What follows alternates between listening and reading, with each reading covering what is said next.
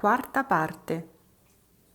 Quindi ho avuto un periodo in cui gli altri te vedevano come una bestia rara perché facevo queste cose, cioè, si creava una soggezione, ti sentivi a disagio col fatto adesso e ti facevano sentire strana e quindi alla fine avevo difficoltà a definirmi artista perché gli altri avevano difficoltà a rapportarsi con sta cosa perché non c'è tutta sta conoscenza pure anche dell'arte. Che cos'è? Boh, molti si dicono, non si sa quando uno inizia a farti che cos'era l'arte, cosa significa essere artisti, si fanno un sacco di paranoia, si fa uno all'inizio perché non lo sanno.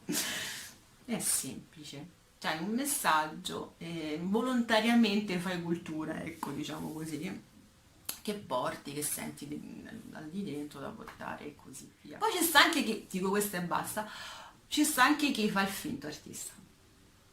Di solito ho visto su più musicisti, va detto, perché lo fanno per rimorchiare, i maschi, i maschi musicisti fanno i rocchettari, molti visti dai, ma anche molti dichiarati che famosi, affermati della storia della musica, anche del rock, hanno detto ho iniziato perché devono rimorchiare, quindi cioè non è che mi sto inventando qualcosa. Però certi proprio non è che sono artisti, ecco, perché sono motivati da altro, quindi alla fine non fai arte perché casomai suoni dei pezzi di altri, fai delle cover, qualcosa casomai sì, fai di tuo, però non è che porti, c'è qualcosa dentro che hai bisogno di trasmettere, di raccontare, cioè non fai cultura. Non fai cultura. E nel momento in cui fai cultura, dici, vedi, pure sta fai cultura è una cosa importante.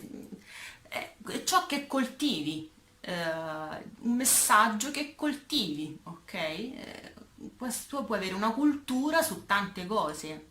Pure sui tappi delle bottiglie puoi avere una cultura. Che si può fare che ne puoi sapere? Che c'è sta dietro un tappo della bottiglia io non lo so.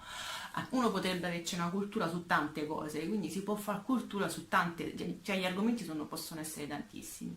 È semplicemente raccontare una cosa nei vari aspetti, argomentarci bene, portarla avanti quella tematica in tanti modi, fai una cultura su quello, perché fai riflettere tutte la visione che dai di tutte le sue sfaccettature, no? Perché proprio ti interessa raccontare quella cosa.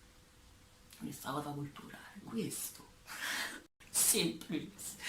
Più semplice. Però ecco, nel momento in cui uno fa il finto artista, si vede perché non fa questo e fa tutt'altro, fa il vanesio, cioè fa la persona, o la vanesia, cioè nel senso fa la persona che si vanta, che sta sul piedistallo, che è il suo artista, ha fatto sta cosa, la so fa e quindi sorry. C'è sta cosa, ma in realtà l'artista quando è artista è proprio umile, è proprio l'umiltà che ti porta a, a vedere le cose più profondamente, perché non ha infrastrutture. Più una persona è umile, per esempio, anche la parola genio, sta pa' il genio, però la parola genio deriva da ingenuo. Pensa un po', cioè mh, più una persona è pura, ha meno infrastrutture, infatti i bambini non hanno infrastrutture, devono ancora imparare tante cose pure, no? Anche nozioni, cose che comunque gli servono, ma sono privi di infrastrutture, sono geniali, sono i più creativi. Quindi quando uno rimane bambino tende a essere geniale, perché? Perché non ha maschere, non ha infrastrutture, è puro, no? Quindi più sei umile nella vita e più crei cose perché sei pulito, non hai cose intorno che ti distraggono, ti si ammassano addosso. Quindi è molto più facile avere anche una lettura delle cose, un'intelligenza, cioè un leggere dentro le cose, un'intelligenza questo significa. È più facile leggere perché sei privo di infrastrutture, di cose messe addosso. Quindi più sei umile, più sei puro e più ti viene facile, penso, essere geniale. Cioè vedere meglio le cose. Quindi un artista tende a essere umile quando fa una buona arte. Se non è umile, vedrà la cosa sempre solo in un unico aspetto Invece la bellezza è quella di vedere una cosa in tutti i suoi aspetti, nella maggior parte dei suoi aspetti, quello che è, e portarla avanti e quindi farla vedere bene. Ma se tu sei pieno di cose addosso, non vedrai mai tutto il resto, vedrai soltanto un'unica. Quindi se sei Vanesio, che se sei tutto tu, che ti credi di essere chissà che, cosa vedi? Questo non ti permette, in realtà è una mazzata che ti dai, perché non ti permette di vedere poi tutto il resto, devi essere più puro, meno costruito, ok? Invece se si costruisce, allora, quello non è un artista, fa finta di essere artista. Cioè, penso di aver raccontato, guarda, ce la faccio più. Non so quanto è durato sto video, io lo metto tutto. Comunque, una fatica, adesso mi è venuta fame. Non è facile che mi viene fame, però veramente spendo di energie, non ho preparato niente, quindi sono andata a rigetto. Spero di essere stata chiara in tutti i concetti, perché quando parlo comunque di getto da sola, poi mi accorgo che a volte capita che non finisco le frasi, non me ne rendo conto, quindi non si capiscono certi concetti. Spero di essere stata chiara su tutte quante le cose che ho detto. Al massimo, se non avete capito, scrivetemi un messaggio, vi commento, insomma. Però penso di essere stata abbastanza chiara. Ma forse manca un pezzettino, sarà lunghissimo. Ritorno indietro sulle fiere e i cataloghi. Allora, quando, lo so, torniamo un attimo indietro perché forse spero di dare più chiarezza. Quando uno è quotato, un pittore è quotato, sta nel circuito delle fiere, sta nel circuito anche dei cataloghi.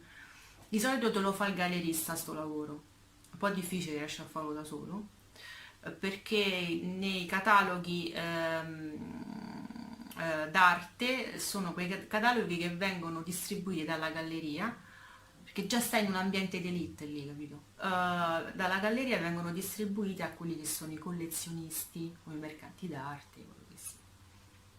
Poi anche la parola collezionista è una persona che colleziona un tema, siamo sempre là. Allora, quindi un tema che può essere un tema di significato, un tema di genere, di stile, un soggetto, poi anche, il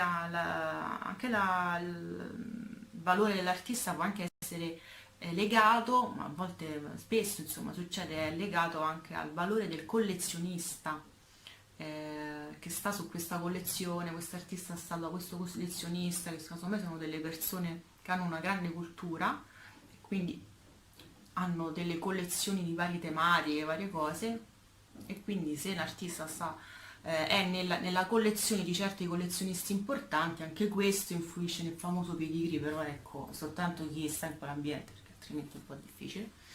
E dicevo, quando un gallerista promuove il proprio artista nei cataloghi d'arte, questi cataloghi d'arte vengono distribuiti ai collezionisti, e anche le fiere sono comunque dei luoghi in cui di solito sono le gallerie che propongono i propri artisti ai collezionisti, cioè comunque si rientra un po' in un ambiente di elite. Ecco, questo era per casomai, ecco, dare una cosa, informazione forse un po' più chiara, spero, sulla quotazione, no? Quando si è quotati, quando si fa questo lavoro appunto culturale. Ok, video finito, non so come ti saluto.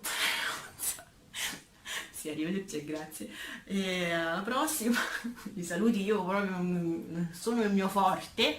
Comunque, spero che comunque ecco sia stato sempre utile, cerco sempre di fare cose utili nella vita, ci provo, ci spero.